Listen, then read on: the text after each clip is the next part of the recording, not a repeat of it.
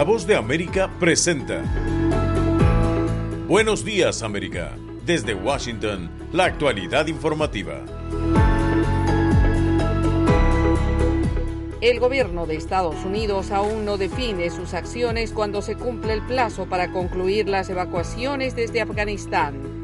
Diversas reacciones en Estados Unidos y México sobre la permanencia del programa Quédate en México para los migrantes que buscan asilo.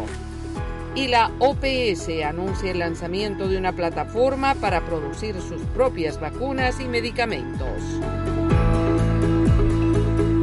Hoy es jueves 26 de agosto de 2021. Soy Yoconda Tapia y junto a John F. Burnett les damos la más cordial bienvenida. Aquí comienza nuestra emisión de Buenos Días, América. El gobierno del presidente Joe Biden continúa enviando mensajes confusos sobre la fecha límite del 31 de agosto para concluir las labores de evacuación desde Afganistán, informa Judith Martín. El gobierno estadounidense centra todos sus esfuerzos en la evacuación de miles de civiles de Afganistán y a su criterio tienen los medios para finalizar esta histórica misión el martes 31 de agosto. Sin embargo, y por primera vez desde que los talibanes tomaran el control de la capital afgana, Estados Unidos también aseguró que no habrá fecha límite para ayudar a los estadounidenses o socios afganos que deseen salir de Kabul, y lo hizo a través del secretario de Estado Antony Blinken. Déjenme ser muy claro sobre esto. No hay fecha límite para nuestro trabajo para ayudar a los ciudadanos estadounidenses restantes que decidan que quieren irse a hacerlo, junto con los muchos afganos que nos han apoyado durante estos muchos años y que quieren irse y no han podido hacerlo. Ese esfuerzo continuará todos los días después del 31 de agosto. Blinken recordó que los talibanes han asumido compromisos públicos y privados para proporcionar y permitir un paso seguro en el futuro para estadounidenses, nacionales de terceros países y afganos en riesgo, y al mismo tiempo reiteró que Estados Unidos, sus aliados y más de la mitad de los países del mundo, 114 en total, emitieron una declaración en la que dejaron en claro a los talibanes que tienen la responsabilidad de cumplir con ese compromiso y proporcionar un paso seguro a cualquiera que desee salir del país, aun y cuando la evacuación estadounidense haya finalizado. Judith Martín Rodríguez, Voz de América. Mientras tanto, el gobierno de México acogió a las niñas afganas que forman parte del equipo de robótica que participaron en un evento en Estados Unidos y que ahora piden ayuda para unirse a sus otras compañeras y a sus familias. Héctor Contreras tiene los detalles.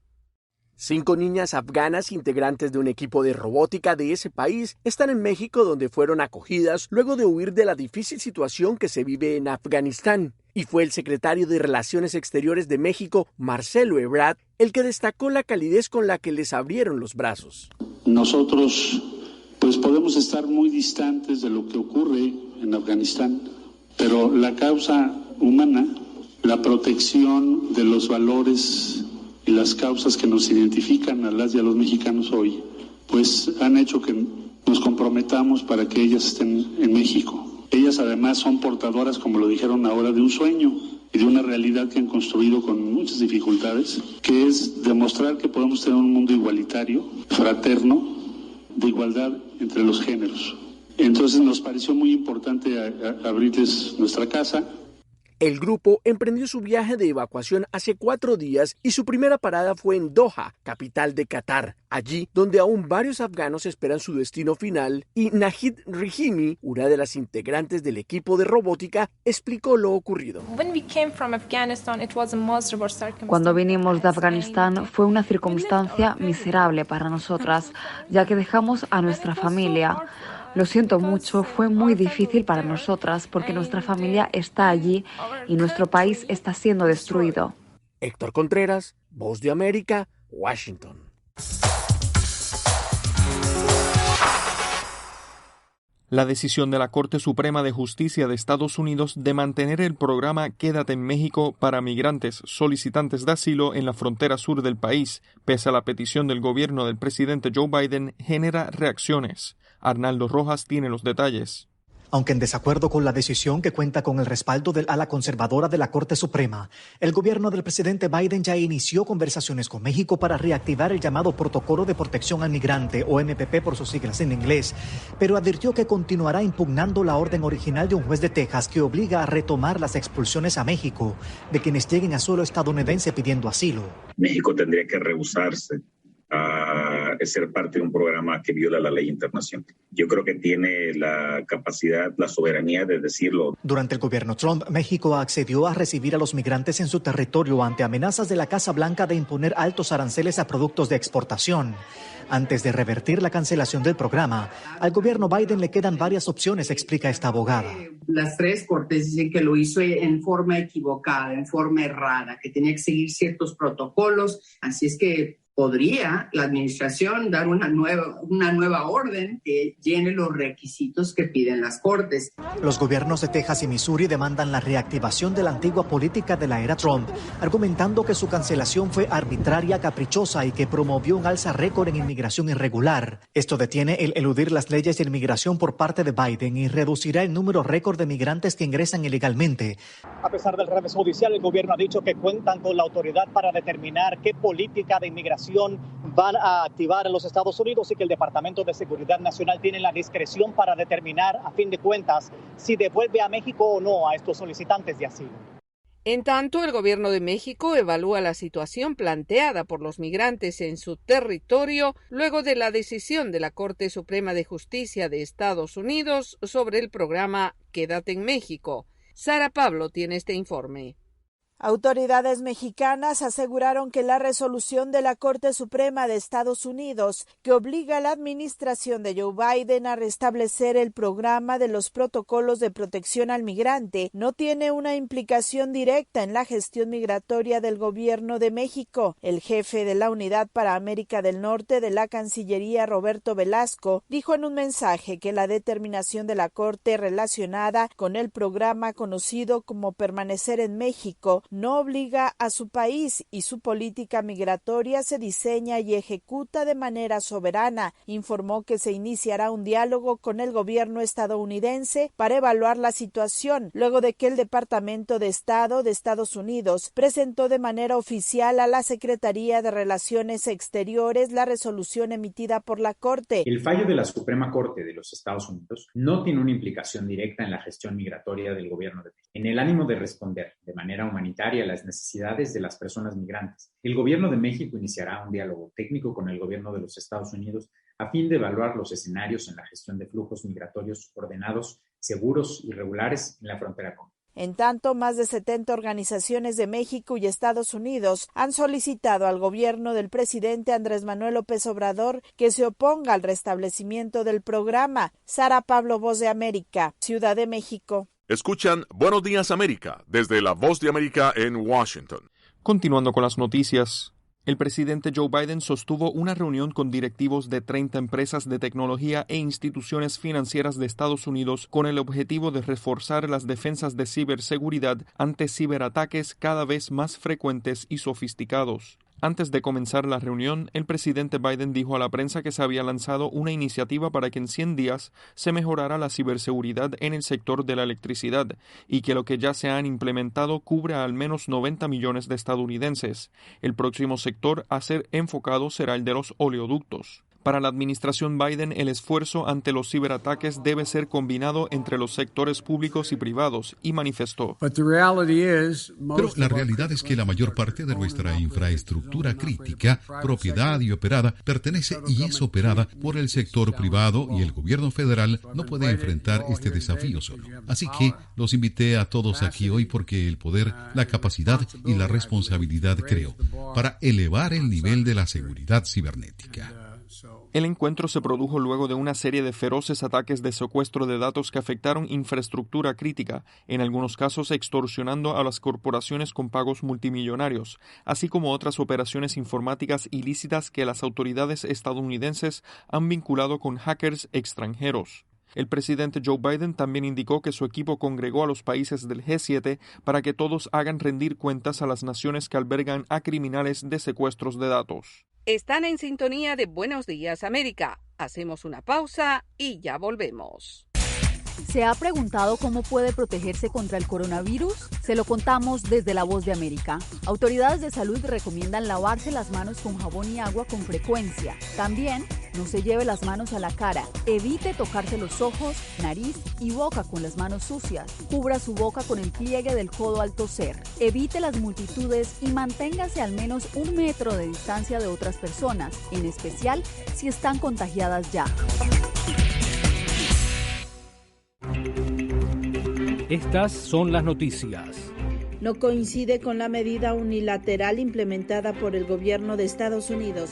Que ya por precaución han recomendado no viajar a la zona. Estos son los corresponsales de La Voz de América. Giselle Jacome, Quito, Ecuador, Voz de América. Juan Ignacio González Prieto, Voz de América, Buenos Aires, Argentina. Álvaro Algarra, Voz de América, Caracas. Llevando siempre la información desde el lugar de los hechos. La economía de Uruguay lleva 15 años. Fue designado con 94 votos de los 128 asambleístas que forman. Sara Pablo, Voz de América, Ciudad de México. Nerima del Reyes, Voz de América, San Salvador. La Voz de América, ofreciendo información de lo que sucede en Estados Unidos, América Latina y el mundo.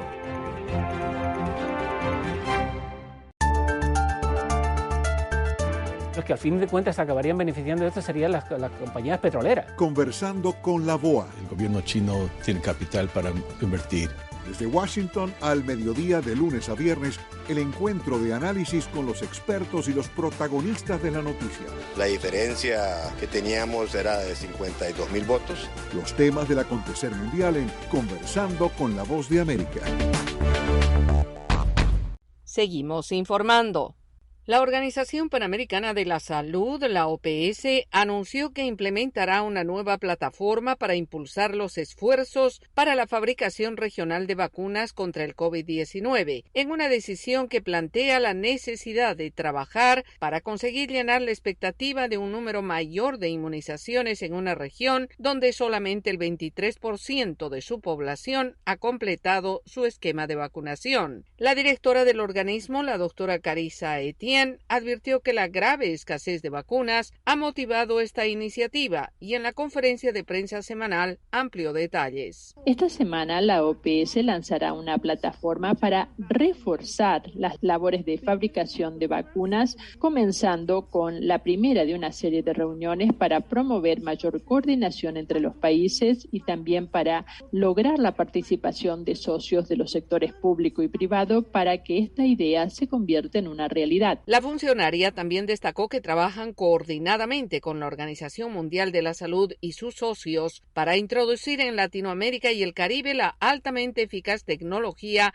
ARN mensajero. Hasta el momento, más de 30 empresas públicas y privadas e instituciones de las Américas han expresado el deseo de participar en el programa de transferencia de tecnología de ARN mensajero de la OMS y ahora están en el proceso de identificar las propuestas más prometedoras. Y el gobierno de Nicaragua realiza audiencias secretas a presos políticos, iniciando el proceso de judicialización de los investigados, mientras continúan las detenciones de líderes de la oposición. Daliana Ocaña reporta. El Ministerio Público de Nicaragua, controlado por el gobierno del Frente Sandinista, amplió la acusación contra la aspirante presidencial Cristiana Chamorro Barrios, expresidenta de la Fundación Violeta Barrios de Chamorro, por los delitos de apropiación y retención indebida, que se suma al supuesto delito de lavado de dinero, bienes y activos. Asimismo, las autoridades acusaron por gestión abusiva, apropiación y retención indebida a Pedro Joaquín Chamorro Barrios, quien se encuentra detenido desde hace 60 días luego de ser apresado para investigarlo por cometer supuestos actos que menoscaban la soberanía de Nicaragua. La Fiscalía también imputó por diversos delitos a 6 ex trabajadores de la fundación, confirmando los temores de familiares y abogados defensores de que los presos políticos finalmente serían judicializados. Wendy Quintero, integrante del colectivo de derechos humanos Nicaragua Nunca Más, dijo al respecto: la policía y fiscalía, en complicidad con el Poder Judicial, actúan de forma arbitraria e inconstitucional. Paralelamente, las detenciones no se detienen y la Unidad Nacional Azul y Blanco denunció el arresto ilegal de Alex Hernández, miembro del Consejo Político de esta organización, que previo a su arresto grabó las siguientes declaraciones. Es difícil dejarle estas líneas a mi familia, a mis seres queridos, a mis amigos, pero tomamos la decisión de seguir adelante, enfrentándonos a esta tiranía. Familiares y abogados han denunciado el total aislamiento de los detenidos y las violaciones al debido proceso. Daliana Ocaña, Voz de América, Nicaragua. Y al menos 22 personas han muerto y decenas se encuentran desaparecidas tras las torrenciales lluvias registradas en poblaciones del estado Mérida, al suroeste de Venezuela. Carolina Alcalde reporta. Las intensas lluvias registradas durante la última semana han causado estragos en al menos 11 estados de Venezuela, pero especialmente en poblaciones ubicadas en el estado Mérida, a unos 800 kilómetros al suroeste de Caracas, donde ocurrieron inundaciones, deslaves de tierra y ocasionaron la destrucción de enseres, cosechas y viviendas. De acuerdo a las autoridades venezolanas, más de 54.000 personas han resultado afectadas y al menos 8.000 viviendas quedaron destruidas. El presidente Nicolás Maduro decretó estado de emergencia en el estado Mérida, mientras que el ministro de Interior, Remigio Ceballos, anunció el despliegue de cuerpos de seguridad ante las precipitaciones en el país. Y continuaremos enviando insumos, alimentos y ayuda en general para garantizar el bienestar de todo el pueblo venezolano. En tanto, Ramón Guevara, gobernador opositor de Mérida, aseguró que ni las alcaldías ni la gobernación se encuentran en condiciones presupuestarias para atender la emergencia, por lo que insistió en la necesidad de que el gobierno nacional se encargue de presentar alternativas para dar respuesta a las comunidades. Además, informó que se han establecido centros de acopio para recibir donaciones para apoyar a los afectados. También se encuentran interrumpidos el fluido eléctrico producto de que las aguas llegaron hasta los transformadores y esto ha ocasionado definitivamente que se paralice totalmente el servicio eléctrico, así como el servicio comunicacional de la telefonía. La organización Cáritas de Venezuela se pronunció exhortando a los gobiernos locales y a los ciudadanos a intensificar las medidas de prevención. Carolina Alcalde, Voz de América, Caracas. Y el gobierno de Argentina enfrenta sus deudas con el FMI haciendo pagos extraordinarios en medio de la crisis social y económica, a semanas de las elecciones primarias legislativas.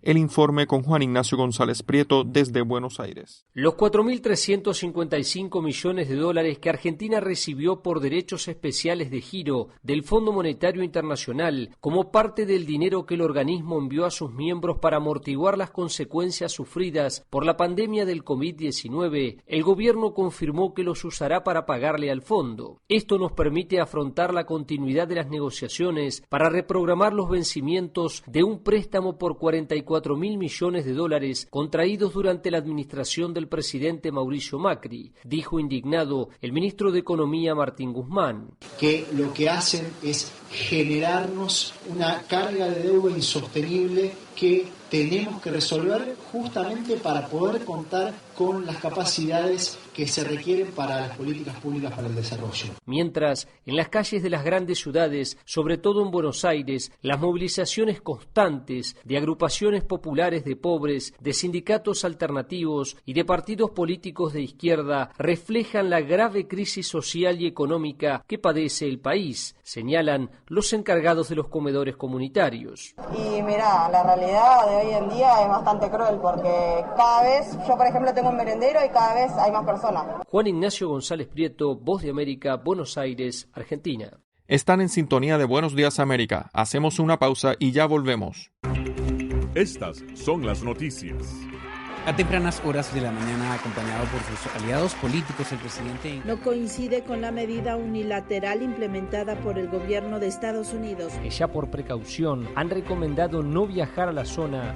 Estos son los corresponsales de la Voz de América.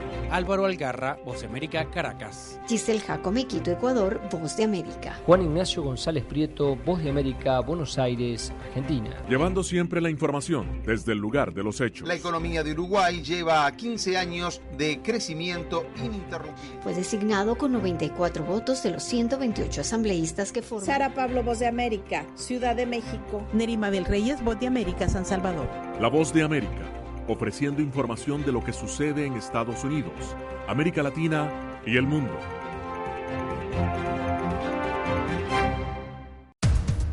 Los acontecimientos de Estados Unidos América Latina y el mundo en 30 minutos. Con corresponsales en varios puntos del país. El Mundo al Día se emite desde nuestros estudios en Washington a través de nuestras afiliadas en la región latinoamericana, con la información balanceada de lo que sucede en Estados Unidos y el mundo. Los espero de lunes a viernes, a través de La Voz de América.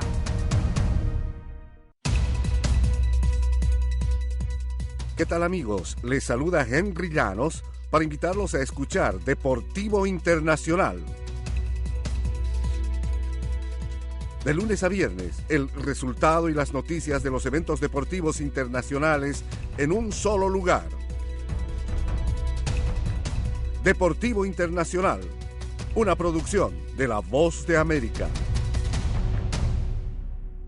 Están en sintonía de Buenos Días América y hoy continuamos con la serie especial de La Voz de América sobre el cambio climático. Y en esta segunda entrega se aborda la transformación de las costas del mundo, donde plantas y animales que no pueden tolerar las aguas más cálidas están migrando a zonas frías. Verónica Valderas Iglesias acompañó a un grupo de científicos en su esfuerzo por sanar la naturaleza y este es el informe. Esta es la isla Goodwin en Virginia. Puede ver cómo la costa se erosiona lentamente y por allá las marismas están reemplazando a los bosques que solían existir ahí. Estos son los llamados bosques fantasma, que aparecen en zonas húmedas y salinas como resultado del aumento en el nivel del mar y las tormentas en el río York, agudizadas por el cambio climático. Los bosques absorben dióxido de carbono y cuando mueren, parte del gas carbónico regresa a la atmósfera, posiblemente generando más calentamiento global. Las plantas que integran las marismas mantienen las aguas de las bahías limpias y las protegen contra huracanes, pero también se están ahogando. Tienen la capacidad de migrar tierra adentro, pero las edificaciones en las zonas costeras les impiden el paso. La científica Deborah Steinberg recolecta muestras de pequeños animales y plantas que también ayudan a reducir el dióxido de carbono de la atmósfera, pero que están migrando por el calentamiento global. El plancton tropical y subtropical está expandiendo su territorio lejos del Ecuador. Son más pequeños y no tan eficientes para transportar el gas carbónico. En su esfuerzo por mitigar el impacto del cambio climático, científicos como Christopher Patrick recolectan semillas de pastos acuáticos que utilizarán en un proyecto de restauración del hábitat en el otoño. Los peces jóvenes crecen más rápido, son más abundantes y sobreviven mejor sobre pastos acuáticos. Si el proyecto tiene éxito, serviría de modelo para comunidades costeras alrededor del mundo. Verónica Valderas Iglesias, Voz de América, Gloucester Point, Virginia. Momento deportivo en La Voz de América. Les informa Henry Llanos. Las estrellas de fútbol de la Major League Soccer ganaron el premio gordo en el Juego de Estrellas, el MLS All-Star Game.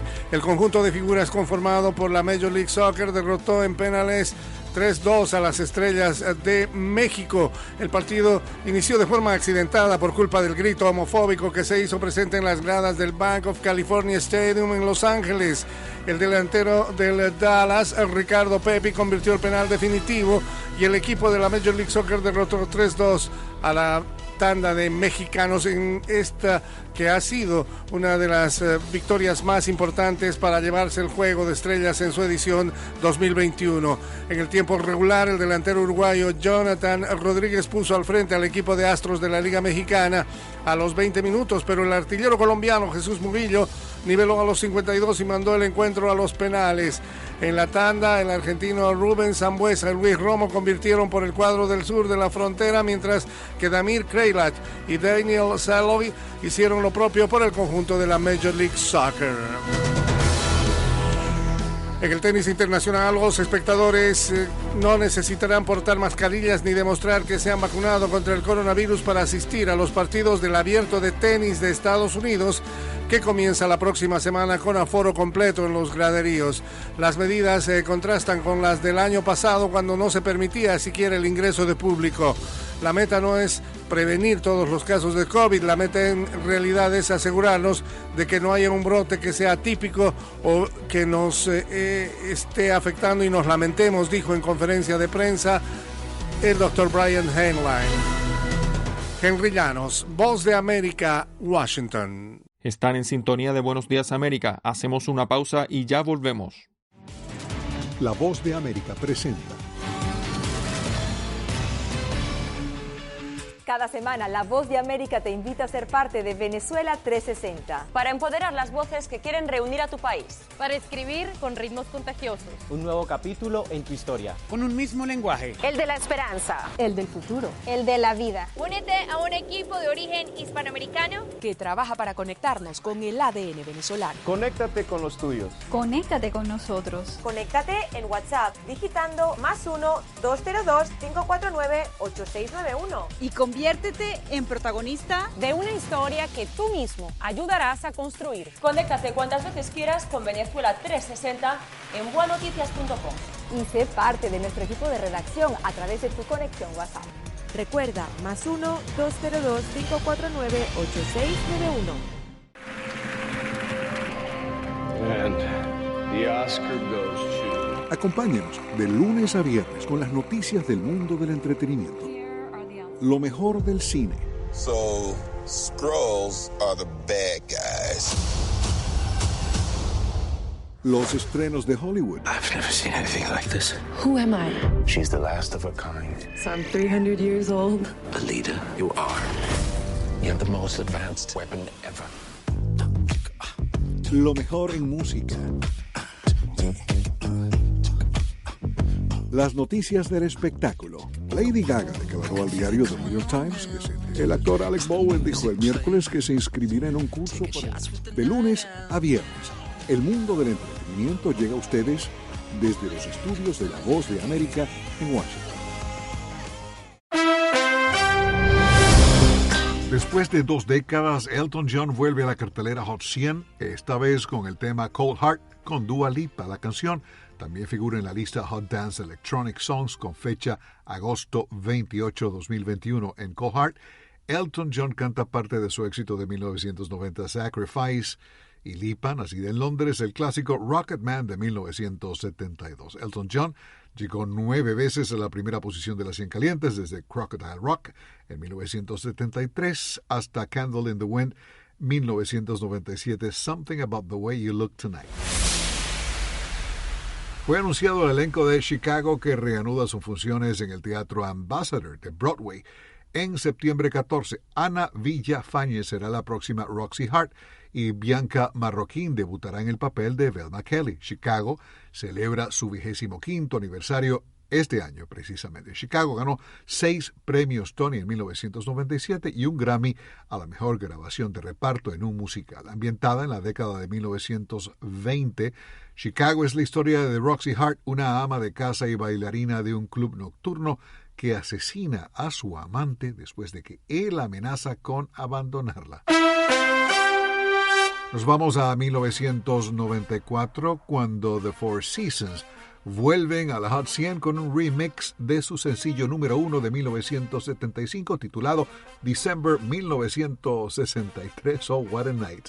La canción volvió a entrar en la lista después de haber pasado 27 semanas en las 100 calientes en 1975-76 y otras 27 semanas en 1994. Las 4 estaciones fueron incluidos en el Salón de la Fama del Rock and Roll en el año 1990.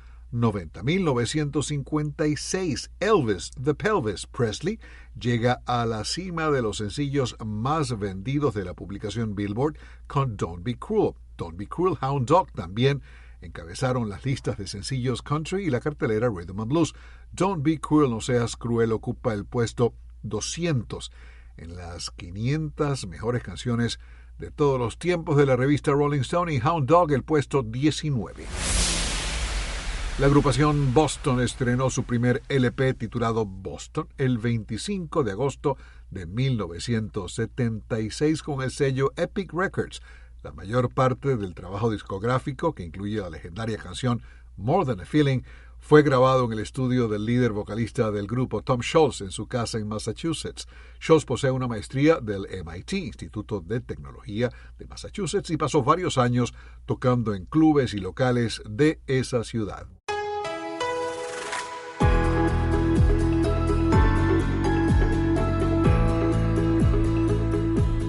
Y hasta aquí, Buenos días, América. Soy Yoconda Tapia y les agradezco su sintonía. Me acompañó en el programa John F. Burnett y los invitamos a que nos visiten en todas nuestras plataformas sociales de La Voz de América y en nuestra página web vozdeamerica.com.